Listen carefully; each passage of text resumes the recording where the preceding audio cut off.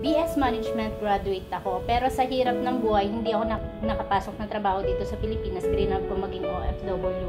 Doon ko nasubukan na napakahirap pala, nag-aalaga ako ng anak ng iba, pero yung anak ko, iba ang nag-aalaga. Nag-join ako sa AIM Global dahil minsan nagkasakit yung anak ko, nagpaalam ako sa amo ko. Ang sagot ng amo ko, "Doktor ka ba? Bakit kailangan mong magpaalam umuwi? Pera ang kailangan ng mga pamilya mo, hindi ikaw dahil hindi ka doktor." Doon ko na-realize na napakahirap talaga pala pag wala kang pera dahil hindi ka talaga makakauwi kung wala kang pera. Nung nagsimula ako, wala akong alam na pwedeng gawin. Pero mahilig ako mag-Facebook, napaka-Facebook addict ko talaga. Share lang ako ng share nung una. Hanggang sa mayroong nag-inquire, sabi ko, pwede palang gamitin ang Facebook. Doon na ako nag-start na gamitin yung Facebook kahit na naglilinis, tuloy-tuloy pa rin ang share ng business. Ginagawan ko ng paraan, nagtatago ako sa CR pag nandiyan ang amo, Facebook pa rin ang Facebook. Pag nakatalikod ang amo, Facebook share pa rin about sa opportunity. Yun yung ginawa ko.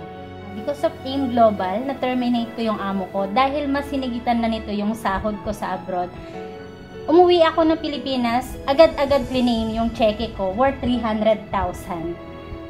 Nag-full time na kami mag-asawa. Sa wakas, nabuo na ang pamilya namin dahil sa AIM Global. Then, after 6 months na nagpo-full time kami, dun naman kami nagkaroon ng first car namin na Innova, 2012.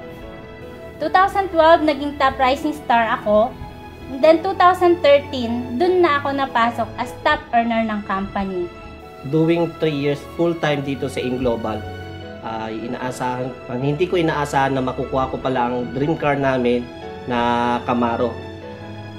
Hindi ko akalain din na sa dati kong trabaho na nagdadrive ako na bilang isang delivery crew, ngayon nagdadrive na ako ng sarili kong sasakyan, na yun nga ay si Bumblebee. Ito yung pinaka-ultimate dream namin mag-asawa, magkaroon ng sariling bahay. Nakuha namin itong townhouse worth 2.7 million. Doon na unti-unting nabuo yung pamilya namin, na may sarili na kaming bahay na hindi na kami nakikitira sa pamilya namin.